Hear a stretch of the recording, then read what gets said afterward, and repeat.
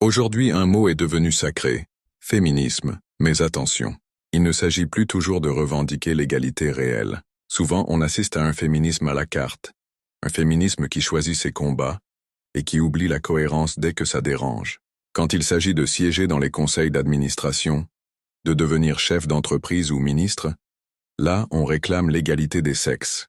Mais quand il faut aller dans une usine poussiéreuse, travailler de nuit sur un chantier ou s'engager au front en temps de guerre, là, l'égalité disparaît. Plus personne ne réclame le droit d'y être. L'égalité, ce n'est pas un buffet où on choisit ce qu'on aime. C'est tout ou rien. Et devant la justice, c'est encore pire. Les hommes sont-ils toujours privilégiés? Pose la question à un père qui perd la garde de ses enfants systématiquement, ou à un homme accusé à tort, mais déjà jugé médiatiquement. Dans nos tribunaux, c'est souvent la femme qu'on protège. Et dans les médias, l'homme qu'on exécute. Est-ce ça l'égalité? Le seul féminisme viable, c'est celui qui réclame la même rémunération pour le même travail, les mêmes chances d'accès à l'éducation, à l'emploi, à la dignité, et le respect des différences sans chercher à les nier. Ce combat est juste, mais il est incompatible avec une attitude de victime permanente, ou avec un discours qui pose l'homme comme un ennemi par principe. Et surtout, ce féminisme-là détruit les familles.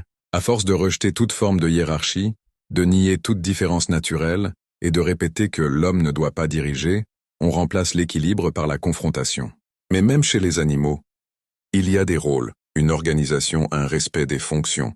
Personne ne dit que le lion domine la lionne par haine. Chacun fait ce qu'il doit faire pour que la famille tienne debout. Et nous, humains, on serait les seuls à croire qu'une famille peut fonctionner sans cadre, sans rôle, sans ordre. Nos mères, nos grands-mères, nos reines commerçantes, nos guerrières, ont porté le poids du monde sur leur dos sans conférence, sans hashtag, sans ONG.